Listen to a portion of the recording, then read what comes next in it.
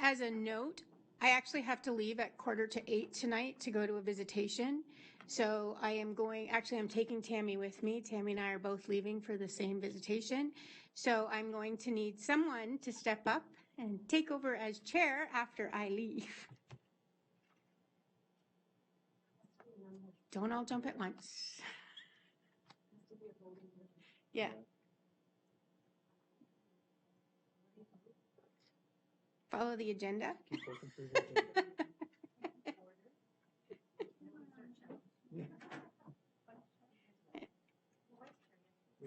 We don't have one right now. No one wanted to be vice chair. Yeah, no one wanted to work with me. I guess I'm not difficult to work with.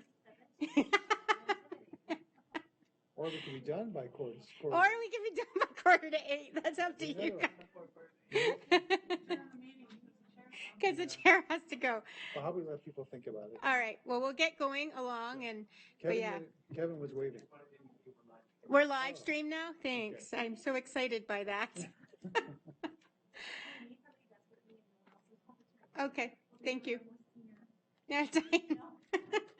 Awesome.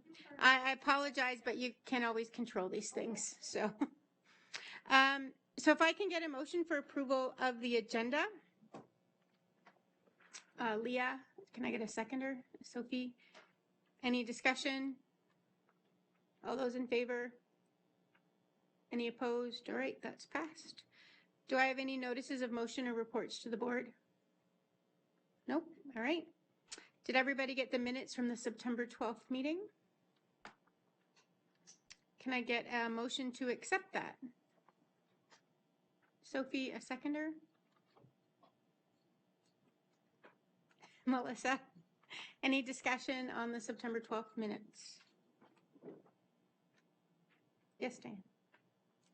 I'd just like to note that I would like input to the special ed update or LDAH, if feasible. Thank you. Any other? All right, all those in favor of passing the minutes? Any opposed? All right. So our first item is the LD update. That would be you. Thanks.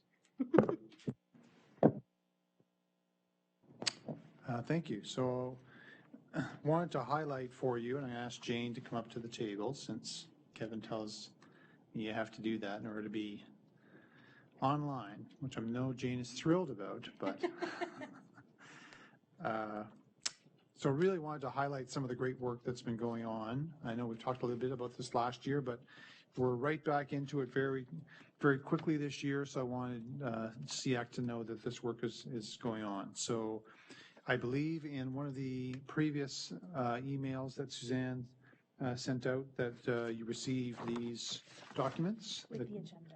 Oh, that came out with the agenda. Okay, thank you. And so you know that we began this work last year and had some really great uptake from schools. And we shared with you some of the feedback from staff around their learning around students with learning disabilities and how to better support them in their numeracy learning in math. And so lots of great knowledge and appreciation around how to better accommodate students with learning disabilities so that we can have, in the end, fewer modifications of program and more students working at grade level. So we're really excited by some of the outcomes of this work. So we've continued the work into this year, both with a continuation of the work for the schools that were involved in this project last year and expanding it to more schools this year.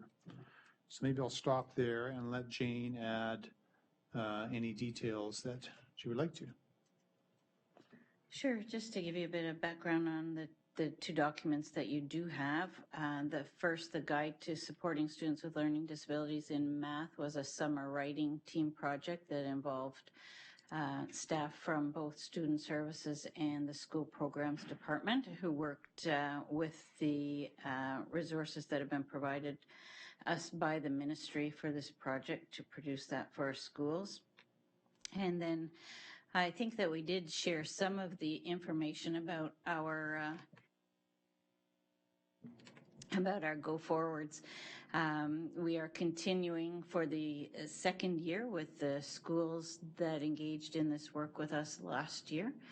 And we have added an additional 40 I shouldn't say added, they're going to be parallel streams. So we will have a year 2 implementation plan for the folks we worked with last year. We're bringing on board 40 additional schools that will do a year 1 implementation and working to support students with learning disabilities in mathematics. We've added all self-contained classes for students with learning disabilities and our LEAP classes. There'll be a stream as well that we'll be digging into this work intensively with. And finally, we have nine high schools and their feeder schools. So it'll be a 7 to 9 project for those teams to do this work. So thanks, Jane. So our intent was to share this, and I think it's a great, good news story in terms of the initiative and the benefits that we're already seeing. And we welcome any questions. I'll just add one thing just so that you understand my brevity a little bit. Tomorrow, so we're just a day early, tomorrow is a scheduled meeting between the folks, the team that includes student services, school programs, our research department, to look at the results that we got last year. We've collected the data, the student achievement data, and engagement, a variety of data we're really going to be digging into tomorrow, and that'll help inform our work going forward as well.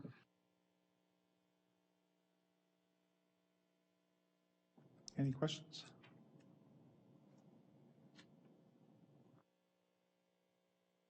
Yes, Diane. Jane, on the overview page, Yes?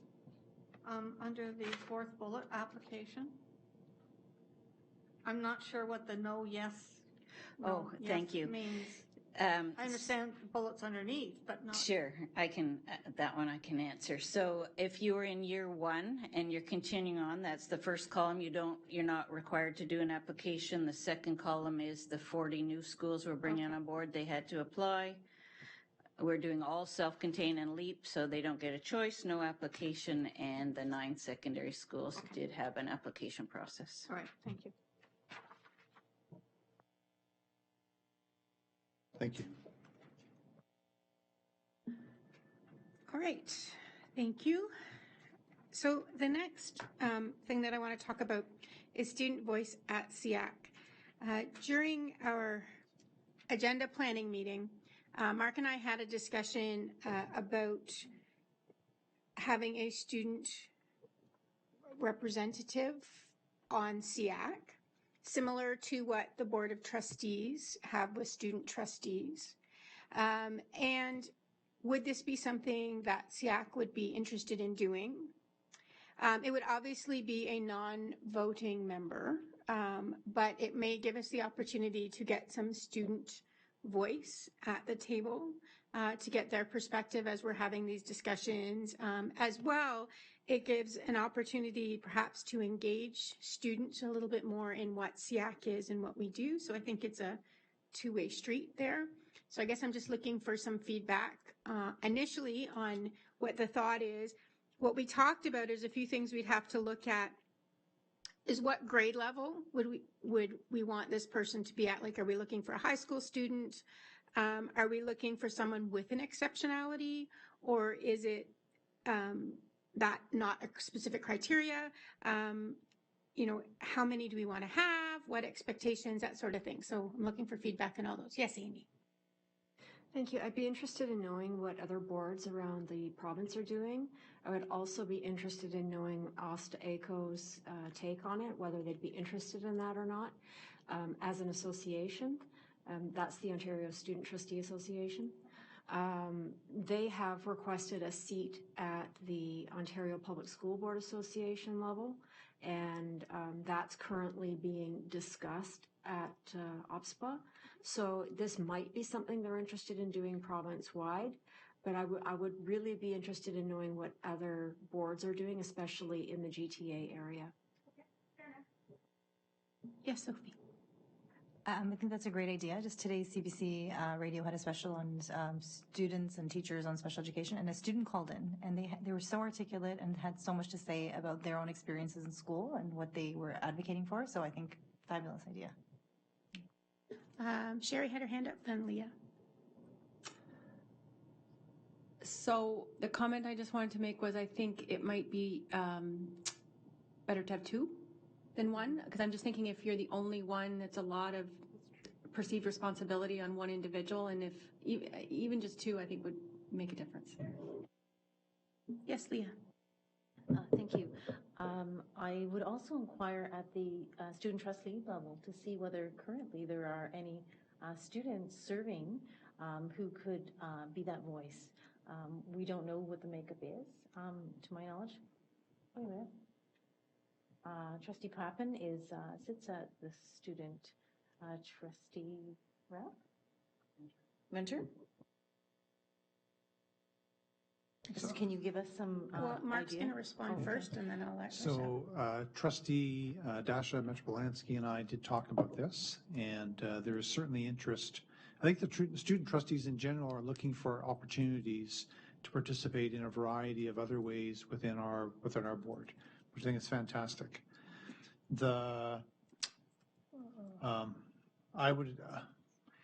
One of the things I think we should talk about is who, I don't mean the specific individual, but in general, the student representation here, what would that look like in terms of being representative of students with special needs? And I say that meaning no disrespect at all to our current student senators in our schools. By and large, my awareness of those students is that they are, by and large, quite capable in many ways. Arts, athletics, academics, many ways, they are some of our highest flyers. So I would ask us to think about, doesn't mean that they would be excluded from this opportunity, but for us to think about how we have representative student voices of the students with special needs of that community. Rochelle and then Kim. Thank you. I just wanted to echo what Superintendent Sonnefeld had said, that our student trustees are very interested in participating in many aspects, many committees. So that has already been put forward to the trustees. I also wanted to comment on having two members, because we could either do it as co-members or alternates. So one could be the actual member, and if that person is able to be at the meetings, then they'd have somebody to fall back on. Thank you. Kim. Thanks, yeah. If this is something that we decided to do as the selection piece, then I think we'd really have to give a lot of thought to. And for these things, I think it would be really important that the student representatives be decided by students and not someone handpicked by this group or by staff or so on, or that there be a process for giving equal access to all students, and not just say the group of students perhaps that are currently on Student Senate. There, as you say, I'd like to cast that net wider, but then we'd have to think about how students get here. No, that's great. Okay. Any other thoughts or comments? Oh, sorry, Diane. I'd like to support Amy in the fact we need to check what other boards are doing. But I also thought that possibly we could follow the model that we have here, that a SEAC member serves on a committee. And so our two student trustees now might be interested in serving on SEAC as a committee member.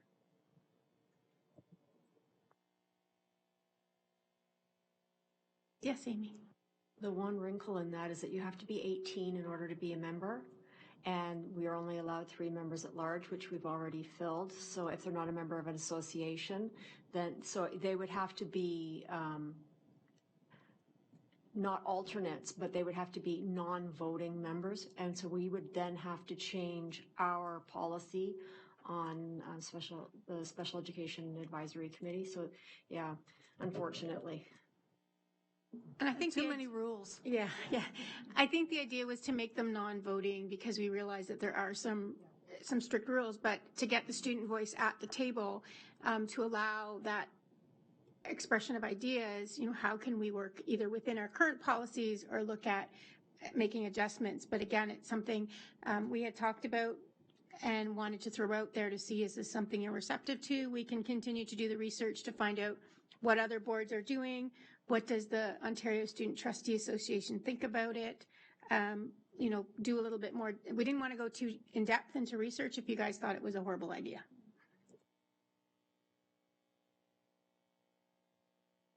I agreed.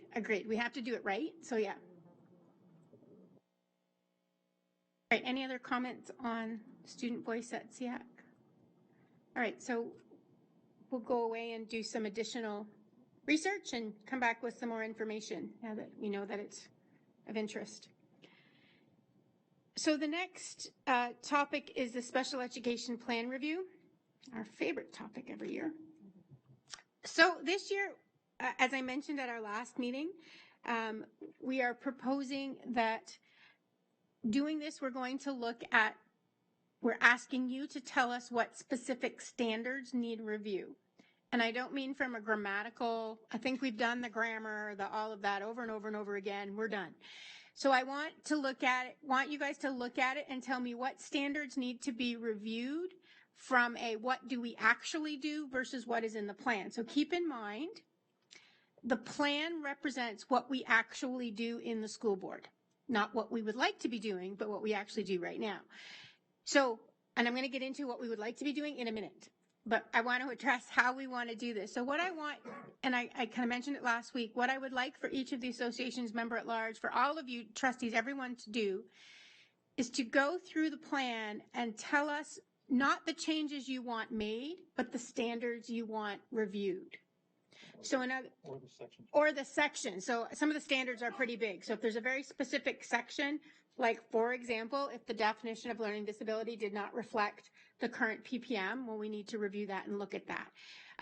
If the current assessment practices of a certain exceptionality do not reflect what is happening, we need to look at that. So what I would like to do is to have for the November meeting your list of sections and standards that you would like to see reviewed. And I think from there, what we will probably do is strike a subcommittee to then review those specific standards or sections that need to be reviewed and to come back with what needs to be adjusted. So if you have, I want to look at the standard, can you give us the reason why, right? So not necessarily what needs to be changed, but the reason why you would like the standard looked at. It's not reflecting current practice. It's out of date per a current PPM that came down for whatever reason. And then we can go through those standards as a subcommittee rather than in here. So I'll be looking for volunteers for that subcommittee who can then report back to us. Because remember, our timelines are shortened because we have to get this before the trustees by March. So that's why I'm asking for it for November so we can start this subcommittee going. That will be how we address standards to reflect current process. Yes, Mark. And so, staff will do a review of the spec ed guide as we have every other year. So know that will be occurring. So for example, we have changed our assessment tool that we use for our gifted screening in grade 4.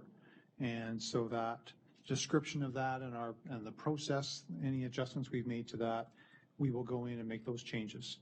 So as we have in other years, we will update the various sections that as staff we know need to change because our practices have changed. So we will be doing that as well. Which leads me into, and I'm kind of lumping these two together, the big topic process, into the pieces of the plan that you would like to review or that you would like to discuss because you think, because maybe we need to look at doing it differently. Okay. Yes. So these are the pieces of the plan or the pieces of our practice that maybe you think, okay, there might be a better way to do it. You want to have a discussion on that. That leads into my big topic process. So in the past, we've had topics, we've had staff come and report out, and we will continue to do that on relevant pieces like the Burlington PAR information, like any LD updates, the Spec Ed review update, all of that. We will continue to have presentations and discussions around that. But I think where I'm listening to people where the big topic process needs to go is in the direction of practice that maybe isn't working as well as it could, and having a discussion around recommendations for change, right? So I call them recommendations because ultimately at the end of the day, it needs to go through staff and it has all this other sort of stuff. So I know that when you guys are looking at the Spec Ed plan, you look at the way something is done and you want to change it, but we can't change it because really that's current practice. So this is where those pieces will come up. So your other piece of homework is, as you're doing that review of what standards and sections you want to look at, is to again pull out the pieces of the plan that you think need to be reviewed from an effectiveness, from an efficiency, from best practice, I don't know, but you just feel need to be reviewed. Then we can take those and figure out how we deal with them, how we either turn them into big topics so we can have that discussion at this table. Does that make sense to everybody? Okay, I think this is the most efficient way to be able to handle this. Because as things are happening and things are changing, Student Services tries to keep up with all the changes, and the Spec Ed review has started phase 2. We had our first committee meeting last week, 2 weeks ago. I don't know. It's all a blur. So there is some improvement being done on that side, but I also know that there's always, between the questions, discussions that we want to have at this table. And I think this is the best avenue to do that discussion, to at least bring the feedback to Student Services, who can then look at what does that entail. Make sense? I think that's what we taught. And maybe I'll suggest that if it's not something that you see in the Spec Ed plan, but something else that we still part of our practice that sits over here that you'd like us to discuss and chew on as a group and make suggestions, for changes and improvement, that's part of what you should bring forward as well, right? The big topic ideas aren't limited to just what you see in the Spec Ed plan. So I think the idea is, what I'm trying to set the tone for this year is for us to, as we have this Spec Ed review happening at one level, is for SEAC to be able to dig into some of these things that have kind of been sitting, like Mark said, sitting there, and we haven't really sure how to deal with it. I think this year we can kind of pull those apart, start talking about them, start figuring out some recommendations, and go forward plans. Any questions? Any concerns? All right, you guys are making it really easy for Tammy and I get here 7:45. Okay, that's awesome. So your homework then, as I said, is to go through the Spec Ed plan, to pull out those standards and sections that you feel need to be reviewed by the Spec Ed plan committee, and then to also pull out, whether from the plan or other practices, some of those other topics. If you can send it to me before November, that would be fantastic, because then we can start to organize it and get it a little bit more moving a little quicker. But I would say by the November meeting at the latest, because we really want to keep this moving. All right. Okay. There's no public really back there, so I don't have any questions from the public. Just staff. Does staff have any questions? So, SEAC question discussion period. Yes, Amy. Thank you. As we're all aware, last month there was a situation at one of our high schools where an EA was taken to hospital, and there were a number of questions from the community about why a school board would have a padded seclusion room. And I thought it might benefit the public to have on the record what these rooms are used for, why we have them, and what a typical student may need the room for? Sure. I'll start, and Jane, if you want to add anything, feel free. But I'll start with, it's our responsibility as a school board to provide environments that meet the needs of our students. And so those needs have a very wide range, as all of you know here, and therefore we have to provide that wide range of environments. So some of our students, in some circumstances, engage in, well, a couple things. One, they sometimes engage in behaviors that can be quite self-injurious. So where they might be repeatedly striking part of their body against the floor or against a wall. And obviously we don't want to see any harm happen. So that's one. Sometimes we have students who choose, who identify that they are going to or going to choose to externalize their behavior in a certain way, where they, for example, might be exerting frustration or anger and want to do it in an environment where, once again, they can be safe and not hurt. So those are two examples I'll use, and in both cases, we would never force a student into a certain environment. That if they're choosing to go to that space, many times they go freely and they want to walk, they go there. Sometimes we might escort them, which would look like staff walking with the student, nothing forceful, but accompanying them to that space. But those spaces are really beneficial to the students in terms of not engaging in self-harm. So there are other nuances we could talk about in terms of various profiles of different students. But if we didn't have these spaces in some of our schools with some of the profiles of students, we would have some serious injuries going on. So that's why we have these as a space, not for, sometimes the perception is, when you think a padded room, I know some of those perceptions are that, it's a place where students are contained or forced to go to, and that's not the case at all. It's a place of choice.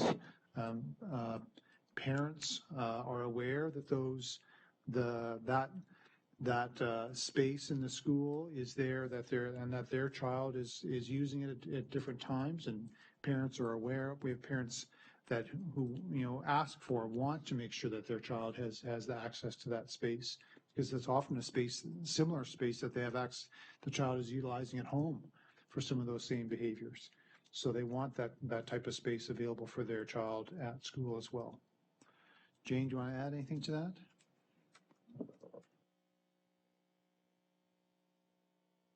Just to add to your point that it's a planned intervention which is documented as part of a student safety plan, and that is shared in the core team that supports the student has been trained in the de-escalation strategies and techniques that Mark was referred to, has been trained in appropriate monitoring, including the amount of time that a student we would expect to be in there, or there may be secondary responses to support the student.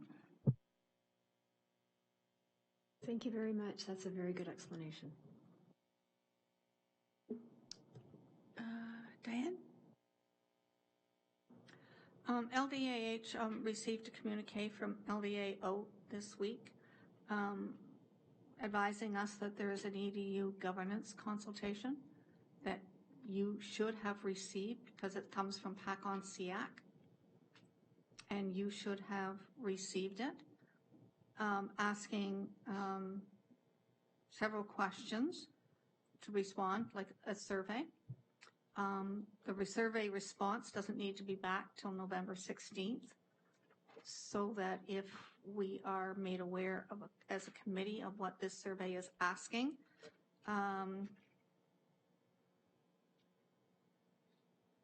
I'm just looking at my email to see if I received it today. you didn't receive it. I received it October the 2nd, which was yesterday.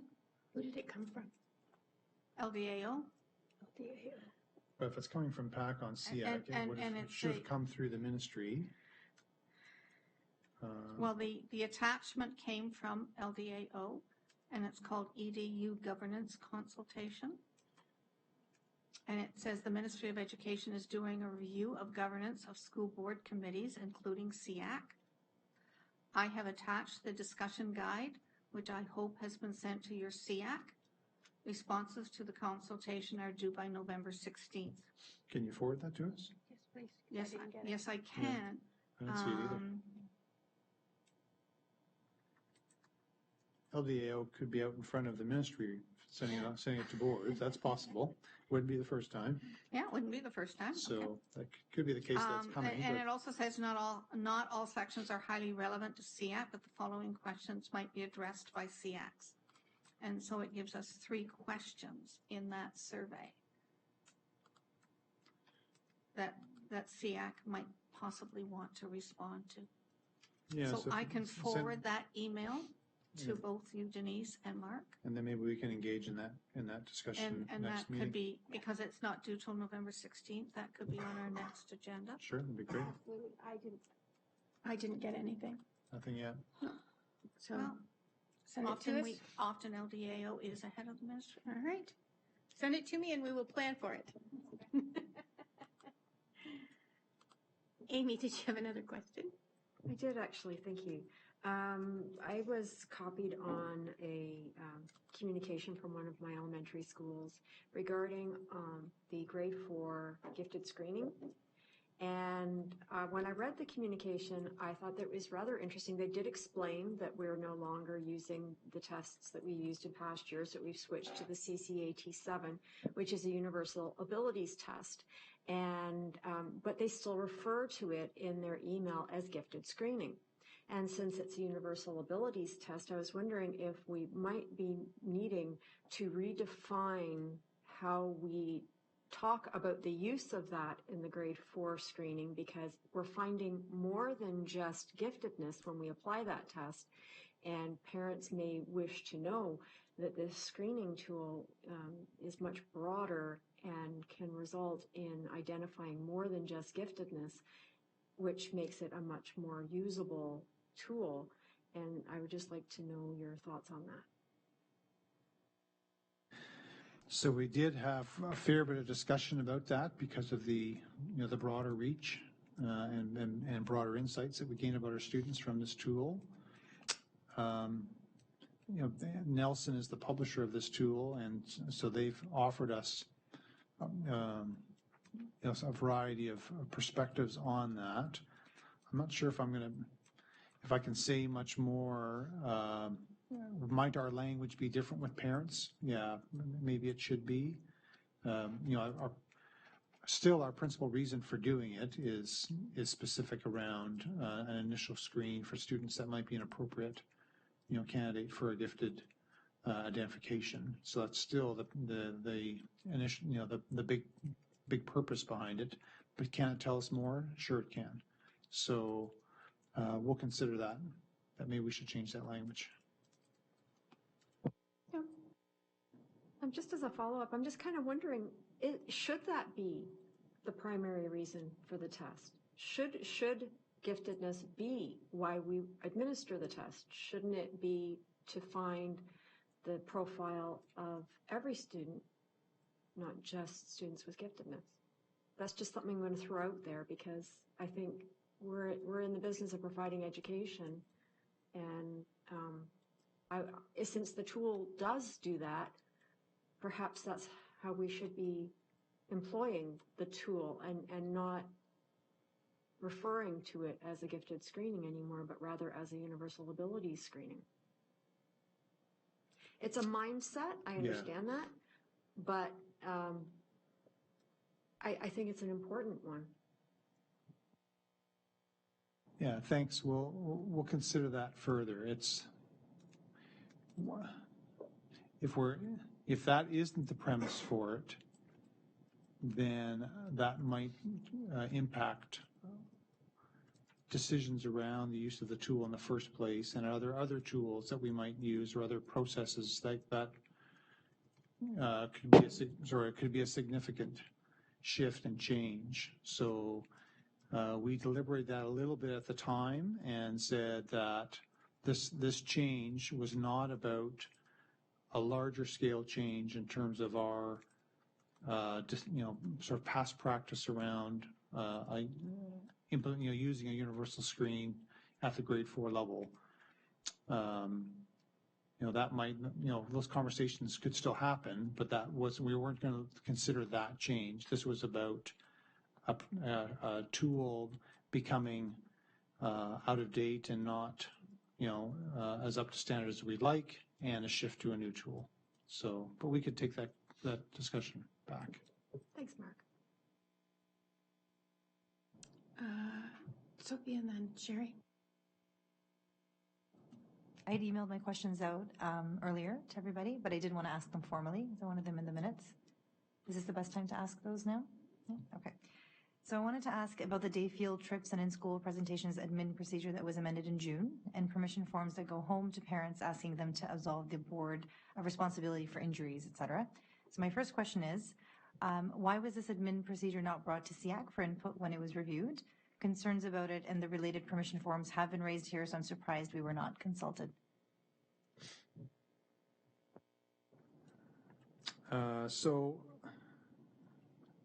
I guess if that was a miss on our part, I apologize for that.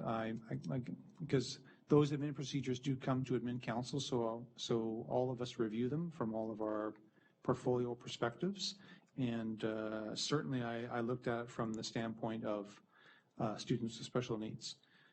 I guess appreciating that what we try not to do is replicate similar, the sort of the same language and instructions and guidelines to staff over and over again in all of our admin procedures, all of our guides, because if you can appreciate, they would all be these pretty cumbersome documents, which would be, not overly useful to the system. So we do have admin procedures and policies that talk about equity, that talk about students with special needs and the types of accommodations that should be included. So I'll give you an example that we have policies and procedures specifically on accessibility that provide guidance to staff, that we don't repeat what's in that over and over again across all of our admin procedures. So if you want to say it's covered in another one of those procedures. If what's in that accessibility guide or admin procedure applies, then it should be in the cross-reference. So if you look at the beginning of our admin procedures, we do say, in considering this work, you should also look at all these other documents. So that occurs that way. In terms of, so maybe I'll stop there and let you ask your other questions. So question number 2 was, there's a lack of guidance in this admin procedure on what schools actually need to do to accommodate their students with disabilities. There's no mention of special busing that may be required for students who use wheelchairs, and there's no mention of ensuring educational assistance support for other accommodations for students who need them. Can these be added? And to add to that, I know myself personally too, when I do sign that form, it does make me nervous. And I always, on a side note, write down flight risk, needs one-on-one, but I have to do that for every trip on every form. And we've had lots of families bring that up to us as a concern. I think it's a valid concern, and I know we've talked about it before, but I'm hoping we can actually address it and have sort of a standardized form where something's on there. Sure, we can go back and look at the form and see if there, we could add a spot for parents to indicate those kinds of concerns. That's a great suggestion. I know we do have language in there around consideration of what you say here, principals should consider. I guess the question is, how long is the list, right? Because the extent of accommodations that staff provide for students, wheelchair is one of them, but the list, to be honest, kind of goes on forever, right? The wide range of things that we do to accommodate students and include them in all of those activities. So sure, we could put, check off, does the child need wheelchair busing, that kind Or of it thing. could be a But there- checklist maybe, there and then are- you just, check it out. And I just think the wording, question instead is, of saying, where does the list stop? As opposed to saying to staff, make sure that you consider the needs of all students when you're planning your trips. So. but I think just in the language, like instead of it saying that the principals should consider the issue of equity, if we can change that to that they must consider it. I mean, it's obvious, but, Yeah, some things have to be written for it to be. right. Sure, yeah, we can consider that word change.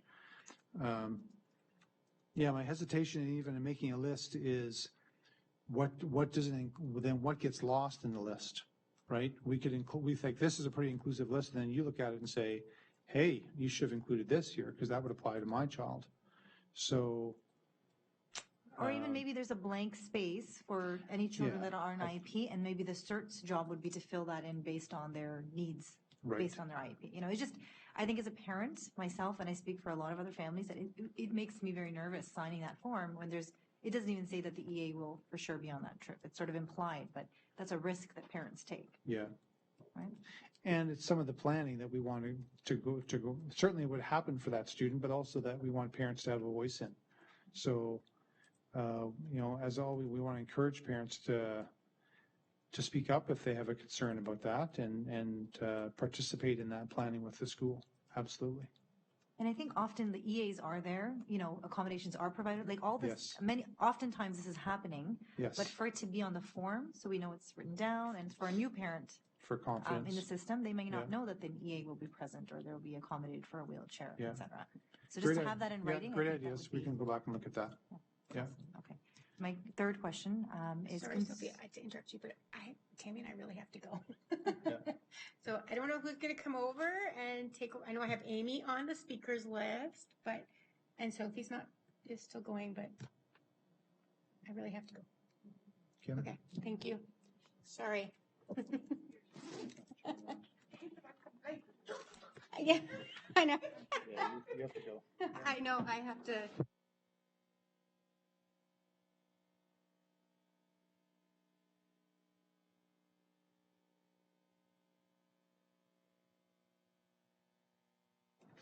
Sorry, Sophia, go ahead.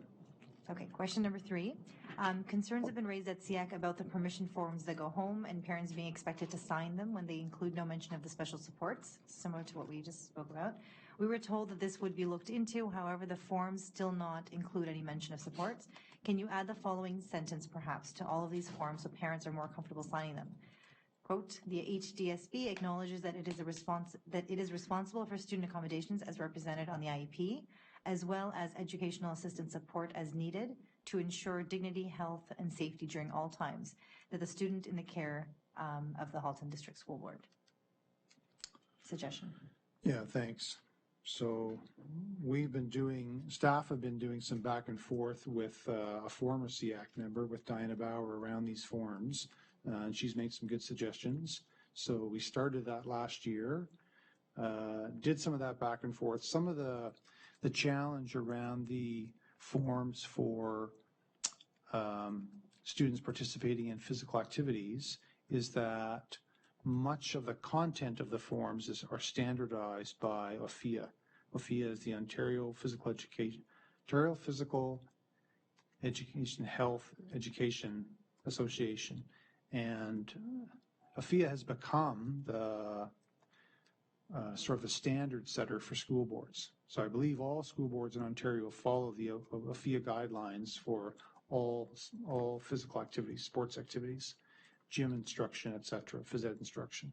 So much of the content of our forms is the same as what you would see in other school boards, because OFIA has standardized that language for us. So some of the back and forth we've had with Diana has been about what's in that language, some of which she suggested we change when OFIA has put it on there very specifically the way they have. So we've been back and forth with Diana and with OFIA. That's been some of what's gone on. So we'll take the suggestion, and keep looking at this, because sure this is helpful. Yeah, but I Thanks. hope that, like, if we can maybe talk about it in a month or two and just have a follow-up, because I think sometimes because these are minor things, they slip through the cracks, but Yeah. we've personally had families sort of really concerned about this, and they said, what happened? We talked about it last year, we bringing it Yeah. up again, and I'm hoping we can sort of have a date as to let's find Sure. out by this date. Yeah, we'll take this Possible. away. A lot of these forms have already gone home and come back for this year, right? So we wouldn't be reissuing them. No, of course not. But I mean, Right. going forward, there's many trips to come, Right. And so maybe just even adding, if a memo sent out to all principals that please add this line for certs to fill in the blank or something. Just acknowledging, I think, for the parents whose children are. Right. Yeah. Any changes that we make in this way, schools wouldn't have to add. We would, because we have standard language, right, Right. that they have to include in field trip letters and sports activities. So we would change our template that they would use. Right. Okay. So, yeah, we'll look at this more and get back to you. Perfect. Okay. And sorry, my last question would just be, can SEAC please have a copy of all the permission forms that go home to parents, asking them to absolve the board responsibility for injuries? In case there's some of us that maybe don't have kids in the system or may not have seen this forms, just to give everybody perspective about what the issue really is. Sure, we can send those out. That'd be awesome. Thank you. Amy, do you have another item? I have a couple more, but they're small.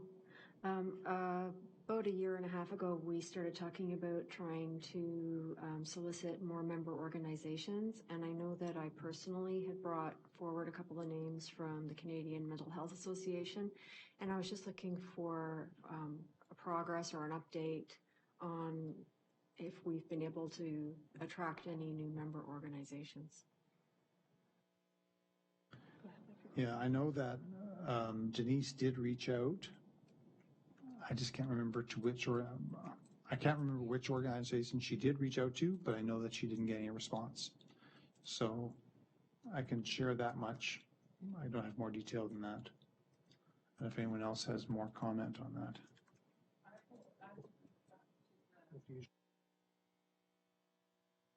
I reached out to the Halton District School Board, Halton District Children's Aid Society, the Halton Children's Aid Society, to ask them if they could send a member, and they said no, they couldn't because we meet after hours.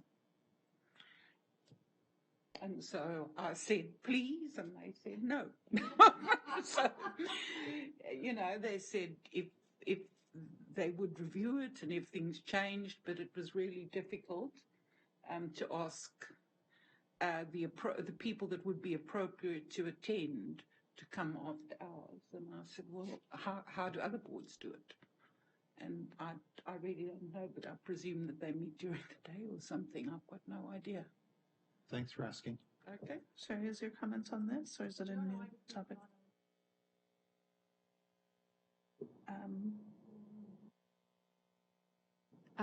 When we got these Creston monitors, one of the reasons that we switched to this system was so that not just trustees would have logins and passwords, but so would SEAC members and anyone else who uses this space on a regular basis, including the audit committee. I was wondering, actually, I just wanted to remind that perhaps SEAC members could be given IDs so that they can log in and use the Creston system, because that automates the camera to move to where the speaker is. And that might be a little bit easier for the fellow at the back if we all He's had giving a thumbs login. up. He's giving me the thumbs up. He's like, oh, she's on my team. Thanks, Amy. We'll pass that along to the appropriate place. Sherry. Thank you. I wanted to follow up on the conversation that I brought up during question period last month. And question for Jane and a question for Mark on some of the notes that I took. So I had asked about process and including parents in SRC, IPRC, that whole conversation. Everybody remember that? A long time ago. I don't know where the month went, but anyway, I wanted to ask, first of all, Jane had given me a whole bunch of opportunities that we were going to reiterate and communicate this, and I wanted to get an update on that. Secondly, we said we were going to update the working together document, and I was wondering if we've started on that or if this should be part of what we bring forward next month and included in that. And then thirdly, you and I have to follow up, which we have not, and this is a better month for me to do it coming up anyway, so I'll follow up with you on that. But I wanted to start with Jane. So I appreciate that you wouldn't have had a chance to read my report Did you send one? an hour ago. Okay. 2 hours ago. I said I appreciate that you Okay. wouldn't have had a chance. So, yeah, 2 hours ago, I sent my report, and both of your questions are answered in that. So, we can wait, or since it's been asked, we can answer. Sure, go ahead. So, in my report, you'll see this is one opportunity of which we've had to work with staff around the involvement of parents. So if you look on number 5 in my report, and these are some learning sessions that are in process right now with our staff that Jane can talk to further. But you can see some of the kinds of work that have gone on there and some of the feedback from the participants. So I'll let Jane speak more to that. Did you have, sorry, I didn't read the report either. Did you quote some of the feedback that I sent you? Yeah, I've got Okay. three of the quotes here. One about staff appreciating that students should have fewer modifications that have students with an LD and be more working at grade level. Another comment around having new ideas about collaborating with partners at SRT, including parents and students. And a third comment around valuing parents and involving them and their voices in the work.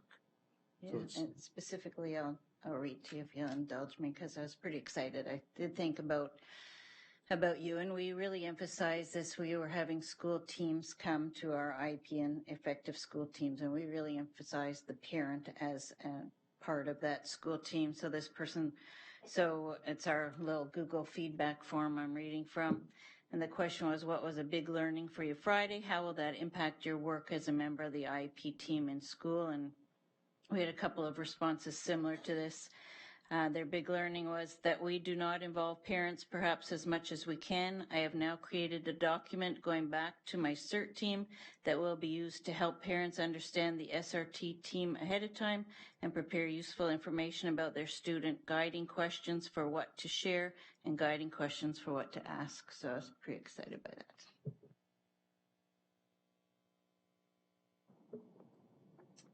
Okay, do we have any further? Sorry, so your second question around the working together document. So first item on my report is about us beginning that work. So I'm interested now in hearing, or if SEAC members want to speak up in the next coming week or so, if they're interested in participating in this work.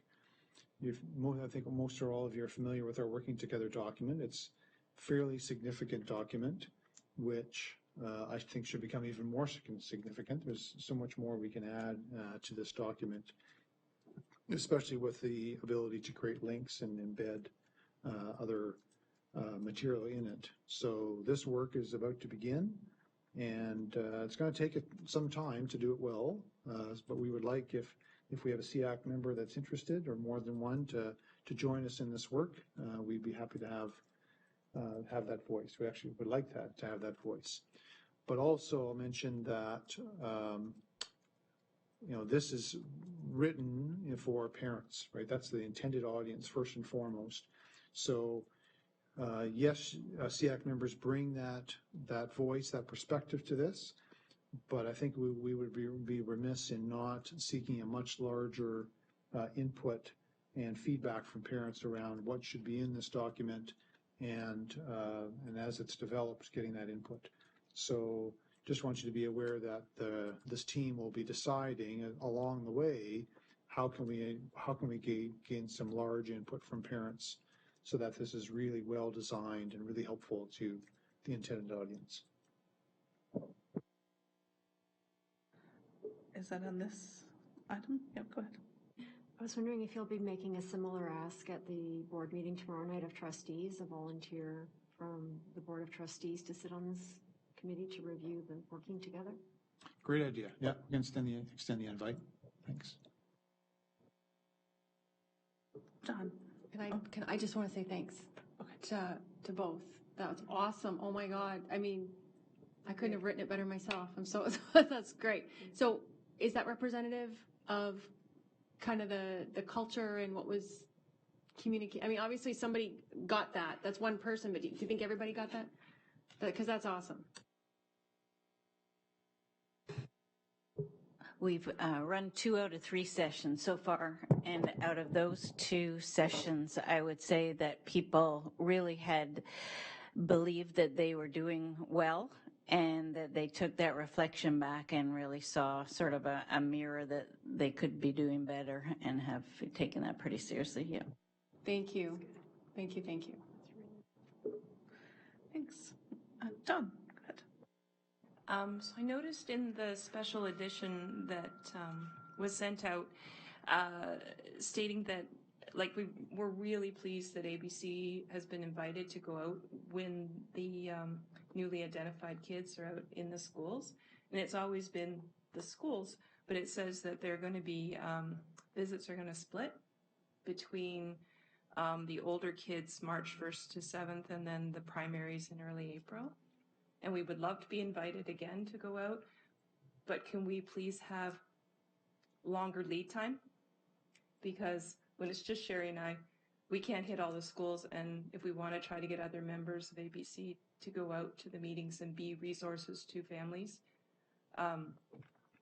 we need uptime to try to plan around our employable life. Sure, I'll pass it on to staff, for sure. We always appreciate your participation and the voice you bring to those. Thanks. Is there anything else for the SEAC discussion and question periods? Okay, seeing none, we're on to superintendent's report. So 2 out of 5 of my items are addressed there, and even 3 with the mention of the special edition. So I wasn't going to do all these tonight, but I think the other one that I'll touch on then is just around SEAC rep for the Pearson MM Integration Committee. We haven't had anyone else come forward, anyone come forward from SEAC, and so what I added there was around Michelle Bates, the senior manager, one of the senior managers in Burlington, being on that committee, and certainly bringing great perspective around students with special needs. So I didn't want SEAC to think there's no voice there, no perspective, because there certainly is. But we'd love to have a SEAC rep. So if anyone is interested and would like to step forward, please let me know. Go ahead. I'm just thinking as you're speaking there that if nobody volunteers, and hopefully somebody will, but like for just some of these things that we get asked for, if nobody volunteers, perhaps there's somebody else in one of the associations that might have time that would do, just so that there's a representative of somebody from an association. If it's not one of us here, then maybe we know. I mean, I don't necessarily know, but maybe one of us knows somebody. So at least there's somebody there representing. I'm just throwing that out. Yeah, a great idea. If you have a name, bring it forward, and I can share it with Terry Blackwell, who was here last month, and I'm sure Terry would be welcoming. Amy? Just so that members know, the meetings are 5 to 7 on Thursdays, and I think it's one Thursday a month. It's not a huge time commitment, and most people probably can make it after their work day. It might be difficult for some, I realize that. I'm deeply concerned that we don't have a SEAC member on this committee, because we need to ensure that the transitions for these students all go well. We don't want even the slightest blip in what should be a smooth process and a smooth transition for these students. And so I would value having one of you at the table, because you're all very aware of what this board does what our spec ed plan is and what your student profiles are from around the table. And I value each and every one of you. So if anyone could find the time, I would appreciate that very much. Leah. Thank you. I would echo Trustee Collard's comments. I was wondering whether, if we don't have somebody go forward, whether we could put in our agenda, perhaps for our next meeting, a conversation around the table about some of the things that we'd like to see, and we submit a piece to this committee. I think at the very least we could do that, and I think we could even do it offline, if not at this committee. But I'm thinking, if we can't find a body, can we please identify some time? We did that with the SEAC letter to the PAR, and it started here and then worked collectively, and it was very helpful, and it was an important guiding document that helped guide the conversations there. Diane. Yes, I like the comment. I want to follow up on the comment that if a SEAC rep can't do it, that possibly a member of the association would do it, could be there. And Lester B. Pearson looks to be an academic school, but I did the calculations our last meeting, and 25% of that population have IEPs, and that's extraordinarily high.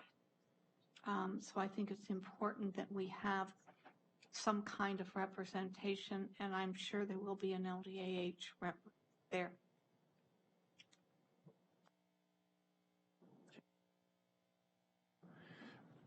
Yeah, so once again, we would welcome suggestions from the associations. You know, to Leah's suggestion around another way for SEAC to participate, it's a great idea. I can go back to Terry Blackwell and say, this is something we'd like to consider here, if it's the will of the group, and ask her what are the topics, what are the issues that the integration committee is working on, is wrestling with, and trying to make sure that it's done well through this integration process. Because I think it would be good to have some questions framed around which for us to give input. So if that's something that you're interested in, I can go back and talk to Terry, and we can bring that back here. So, well, I guess I'm looking for, yes, we want to do this, or there's other things we would rather do. It's really up to the group.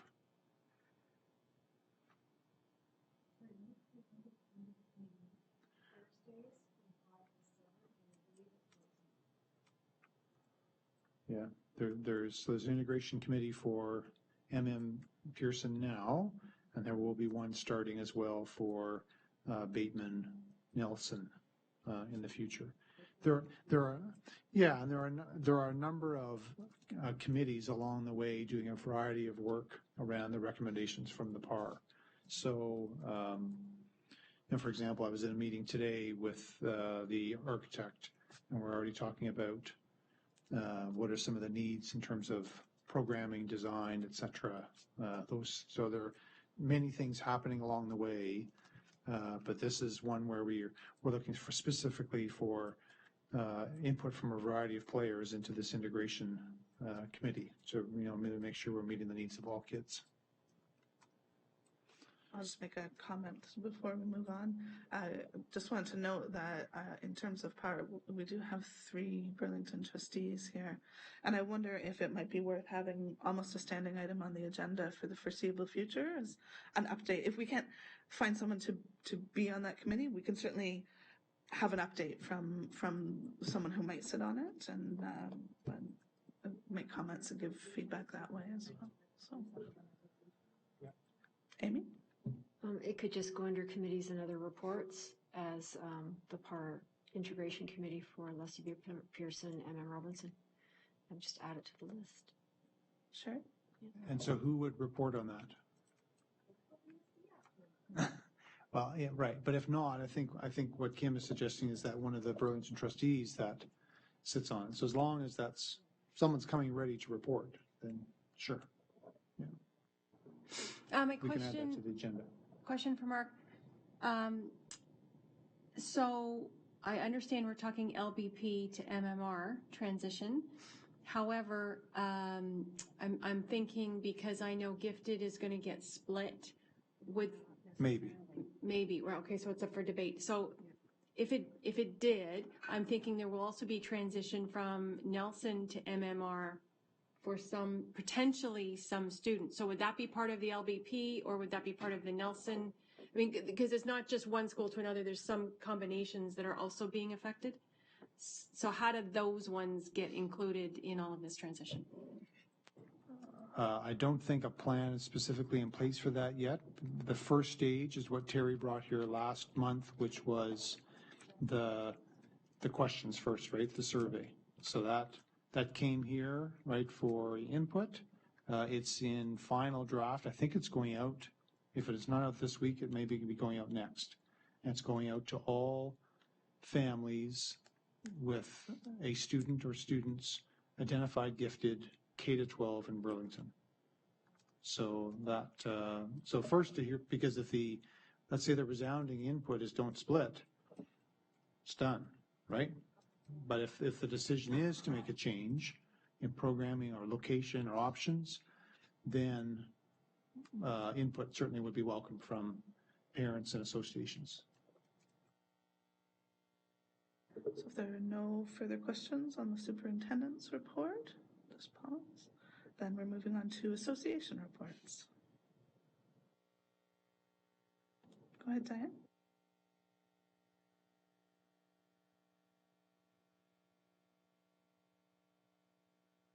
Does anyone else want to go on the list while she's in it?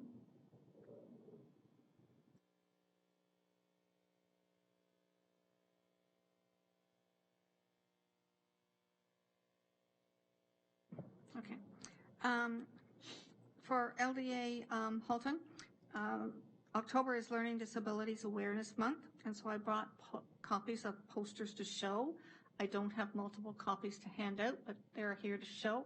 There are 4 very delightful ones showing the 4 stages. Sure, showing the 4 stages, so parent involvement, but then elementary, secondary, and post-secondary are made visible on our posters. We are also starting a social skills group, so you need to check our website for details and registrations. We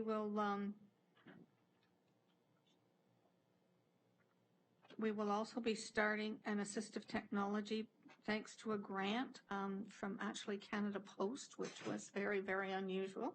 We will be starting an assistive technology sessions for students in January. So again, check our website. We're waiting for news on the program, but we checked their website tonight, and along with SEAC, I don't think we were successful either, but I'm waiting for an update from my executive director on that. LVAO October update provides information re the EDU governance consultation, which I said Denise has already addressed, but she hasn't because she didn't receive it. So I will send that out to Denise and Mark so that they can share that with SEAC. There are 5 questions on that survey, and 3 of them are pertinent to SEAC. The Ontario Council for Exceptional Children Annual Special Education Conference is at the Toronto Marriott Downtown Eaton Centre Hotel, November 24th and 25th. There are strands covering every exceptionality at this conference. And LDAO, in partnership with Integra, is presenting an online advocacy workshop for educators and for parents. Pardon? The Ontario Council for Exceptional Children. It's an annual special education conference. Council for Exceptional Children is an international professional organization, and there is an Ontario chapter, Ontario branch. And that is down at the Toronto Marriott Downtown Eaton Centre, November 24th, 25th. And there are strands covering all exceptionalities. There's also a very informative ministry strand during that conference. That's it. Okay. Sophia? Just a quick comment. First of all, October is also Down Syndrome Awareness Month. So heads out to everybody, lots of things in October. And I wanted to go back to the IEP training. Sorry, I missed, I had a comment I want to share. I'm also like, that's awesome. It's so nice to hear. And I'm happy that a lot of people are turning up for that. It's great. I did want to just make one quick point. In the next session, if they could stress with staff the importance of making the goals that are clearly written, clearly assessed and measured by the end of the term, because I do find even on my son's IP that when they say 4 out of 5 times, sometimes I think the staff are putting that in even when it doesn't make sense. You'll find, and I'm sure people have noticed this, I'm the only one. So often it's just a language, they're so used to putting it in there, but if you actually stop and read it, it totally, completely. For example, I've seen in the past, the student will create a year-end project on 4 out of 5 occasions. So if you stop and think about that for a second, it doesn't really make any sense. So I think reminding the certs that please stop and sort of not. We took that out. You took it out? Yeah, except for alternative curriculum, which is a different baseline and diagnostic with the AFAC in Carolina. We've moved to, and the newest ministry document, if you're like me, I've been reading it. Special Education in Ontario came out in August, and so we used the language in Chapter E, my favorite one, the IEP, and they talk about specific, realistic, observable goals. They don't use that word measurable anymore because I think that was some of that feedback. It became a little contrived or artificial, so we moved. And that was a big part of our workshop. What does realistic mean, and how do you get at the profile of the learner and their needs? So I should share with families then that you will no longer be seeing the 4 Well, or 5. we told because then there was a because the IPs are due soon. So we said that's something that we're working towards for June. Okay. So there will still be some of that practice in the October IEPs. So I imagine it's similar to our board where teachers have the option to sign up for these workshops. It's voluntary, not mandatory, right? The workshops are voluntary. We're pretty excited. The uptake looks like it's going to be 100%. We've got our other one is coming up in October, but then our messaging goes out. So we have a board intranet. We have resources. We will be redoing this. And of course, I can't come up with the date, but at the first CERT networking, which is coming up in October. So we will be messaging and re-messaging throughout the year. But I was just going to say, I think maybe even sending a memo and reminding staff that, and maybe a link to the new guidelines as well, and just remind them. Yeah, we did that. You did it. Awesome. You're on the ball. Thank you. Mark, go ahead. So we know that we have, like any of us as learners, we learn a variety of ways, and therefore we're always looking that one way of messaging staff is not good enough, right? That some need the auditory, some need it in print, some need to come and discuss it with others, etc. Right? So we try and offer that messaging and that learning in a variety of ways. And over time, right? Once is not enough either. So we know that about kids. We try and walk the talk with adults as well, right? So, and I want to respond to Diane about the pro grants. So I do have the email from the ministry about pro grants for our board. It says pro grants that were awarded to your board, but then the chart, the table of all this, only lists school councils. So I'm not sure if it's I got to look down the whole list, and there's certainly no SEAC listed there. I'm just going by what Tammy checked on the program website while we were at dinner tonight, and our SEAC plus LDAO or LDA Halton was not listed there. Yeah, about 80 schools, if that's a consolation prize. 80 schools got pro grants. It looks like school councils, yeah, but. Yeah, I don't see SEAC on there. Okay. Next, trustee reports. And I usually do this one, but maybe I'll look to my coworkers since I'm chairing. But the one thing I did want to mention, just in terms of what we've heard tonight, the procedure about admin procedures.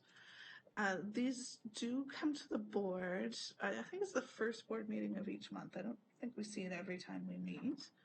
and which coincides really nicely. It's always, we'd have SEAC the day before.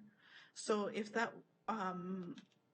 if we wanted to make it a practice of having a look at the admin procedures, having discussion about them, they go to a board the next night, and then those types of comments could be brought up at the board table as well. So it's just a matter of perhaps the chair every month having a quick peek at the admin procedures, seeing if there's anything SEAC would be interested in, and then having that brief discussion there. And I think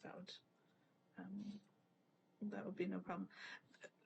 A lot of them are just like tomorrow night is all date updates. Like there's really nothing substantial. I don't know if you want to comment on that. Just that I wonder if, because really they're coming to the board for information, right? It's not for approval. But I guess what I would think it might be more helpful is for me to bring them in it more in advance, so that that input can, if it's going to be a change, we can affect that in advance. Because the intent is that it's coming to the board for information, but then it's out there for, it's sort of in its revised form and out it goes to be used. So,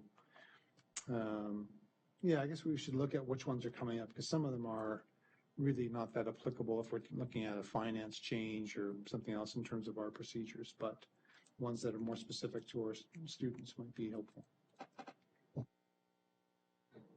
Other things that have come to board: capital update, ombudsman annual report, and we had a great report on summer learning initiatives.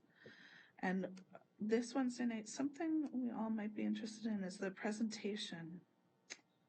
I don't know, Mark, if you could speak more to what that is going to be, the English language learners.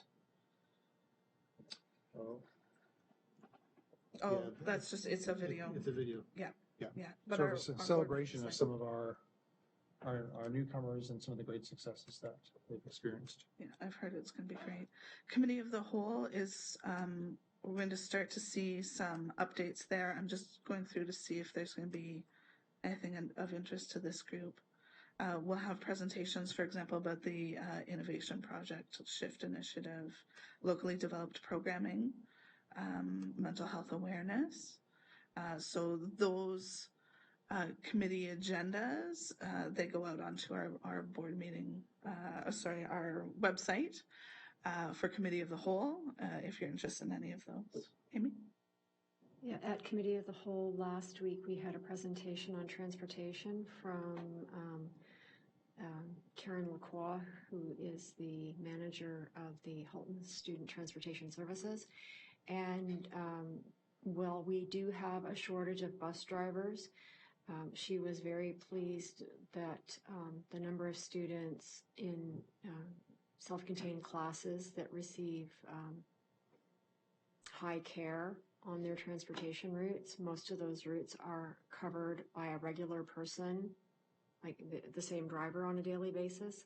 There is a bit of a gap in Oakville, and they're working hard to fill that gap.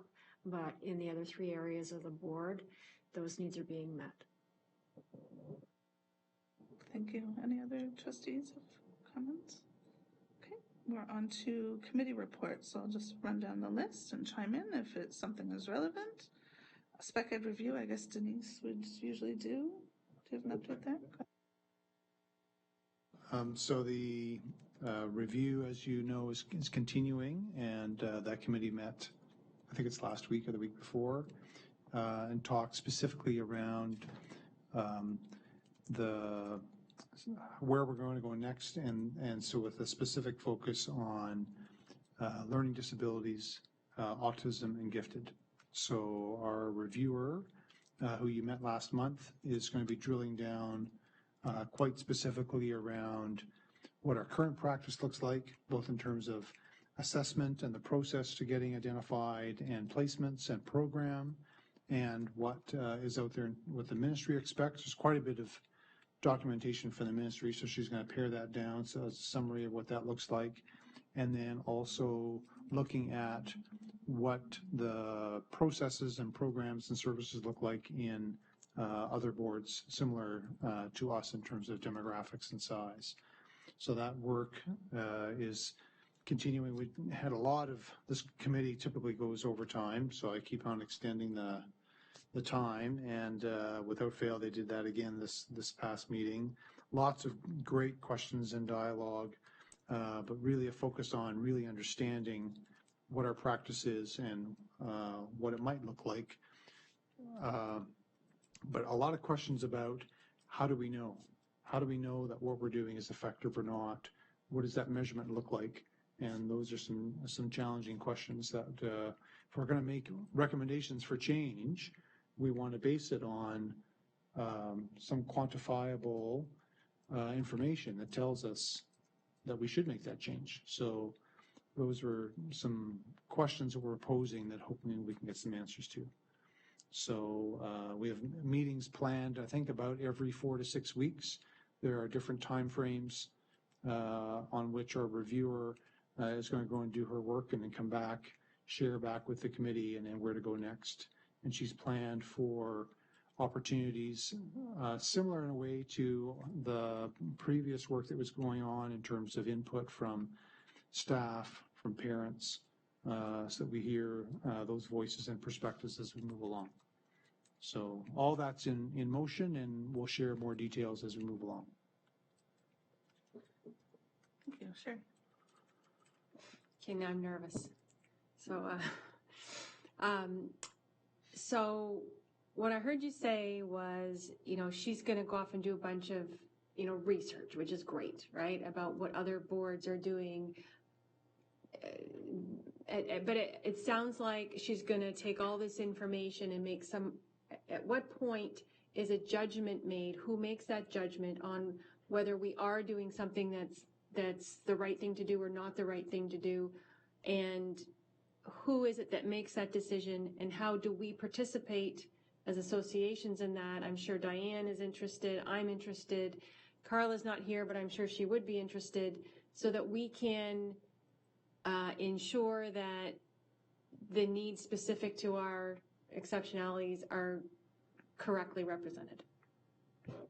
Yeah, great questions. Thanks. The final decisions on, depending on the degree of change, would happen at the staff level and ultimately at the board table.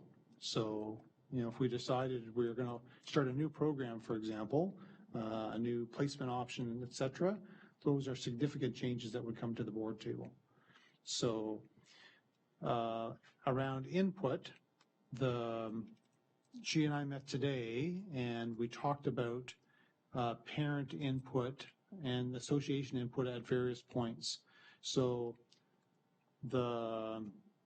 we tried to forecast out, because we've given her an end date of basically the end of February to do this work with various reporting times to the steering committee, and that's sort of the immediate input that she's going to gain. There's a pretty detailed plan, but what's going to happen, 3-4 months out, that's too far out to have the detail yet. So, but she and I did talk about, for example, about, parent groups, whether they're focus groups or surveys, specific parents who have children who are identified gifted, specific parents who are identified LD, et cetera, right, autism. So those opportunities are going to be there. We want to hear those voices. The detail of how many and when and all of that, we're not there yet. But we'll certainly, all that we want to report back here regularly, so you are aware of and have opportunities to give us feedback. Parent Involvement Committee, is there an update? One good news is the PIC committee was successful with their program, considering that $12,500 is for the conference coming up on the 14th of October. So it's the 14th of October at Craig Heelberger. You can still register if you're interested. I spoke a falsehood last time when I said there was shuttles. That was last year. So parking is definitely limited at Craig Heelberger. And given the construction, the door issue. So there is going to be a notice sent out to all the people who are registered, telling them what doors to go in, and also a map showing the walking routes from the closest elementary schools, being Hawthorne Village, Guardian Angels, or McCallston, because there's not going to be parking in those parking lots once you get the presenters and the vendors with their big displays and everything else trying to get there really early and set up. There's not going to be a lot of other parking. Hopefully there'll be some left for people who have mobility issues. That's what they should be for. Good. Thank you. Accessibility Coordinating Committee. Rochelle. Thank you. So the draft for the Halton District School Board Multi-Year Accessibility Plan 2017 to 2022 is now ready to go for a final review. Principal Marshall appreciated all the work that had gone into it prior to her being assigned to that role. So the next step is to have the draft finalized and ready to take forward to Admin Council on October the 18th. So they're having the plan reviewed by all members by Friday, October the 6th. And the other thing I want to share is that the meetings have been set for this year for the Accessibility Coordinating Committee. They will be on Thursday morning, 9 to 11 in the trustee boardroom. And the dates are November 16th, February 1st, and April 5th, and May 31st. We are still looking for a member of SEAC, and if anybody would be interested in taking on that role or even just coming to a meeting to see if that is something that they would consider, we would greatly appreciate it. And I was thinking for the Parliament, PAR implementation, that might be the same if we could have someone just come to a meeting, you know, not commit to all of the meetings, but possibly come and see what it's like. And if someone else wants to take on the next meeting, that might work as well. Thank you. Thank you. Equity and inclusive education. Diane. It's still on my agenda that SEAC has asked for a list of membership. And I will get that to you. I do have a list, but some of it's names and not associations. And so we have a meeting on Thursday, and I'll get all the associations so that's what I can provide is a list of the associations that are on that committee. But I can tell you there are 30 members. Protocol and communications. Done. I'm going to put on a Denise hat here. So SEAC's going to have a table, and we're going to make sure that LDAH and SEAC and any of the other Down syndrome, we're going to put the tables beside each other so that we can help cross-cover so that members who are working at the tables get a chance to see the 20 workshops per set times 3 workshops, so roughly 50-some speakers, so that we're not the ones who don't get to enjoy the conference. Thank you. Good. Okay. Next. Oh, go ahead, Sophia. Just wondering about other committees like the Working Together Committee. When do these committees get together? When do they meet? So the group that will do that revision work, thanks for asking that. It'll meet during the school day. So I know that, you know, it's a factor of involvement. It's, you know, I guess it's a factor of the number of staff that are involved. So it'll be happening during the school day. Mm-hmm. Date and time I'm not there yet, but we will communicate that when we have, you know, names. Okay. What date, like approximately when are we looking as a starting? Like that was something that I was interested in. So I'm just for my own calendar. When are you thinking? Next month? Yeah, start within the next, you know, 3 or 4 weeks at the most. Yeah, okay. Before the next, I'd like us to be up and running before the next SEAC meeting. Okay. So if you could send an email about that, would be great. Yeah. So yeah, so I guess I asked for names. So you want me to include? Yeah, I'm just responding to your question. Yeah, we did. Okay. For SEAC members, that's something. Great. Okay, that'd be great. Thank you. Thanks. Dan? Backtrack because Leah has just pointed out to me that I'm 2 weeks ahead of myself. The inclusive and education, the equity and inclusive education meets on the 19th, not this Thursday. Thank you for that clarification. That's an important one. I think Denise spoke earlier about next agenda and kind of plans moving forward. So unless there are any other raised hands, I'd be looking for a motion to adjourn. Leah?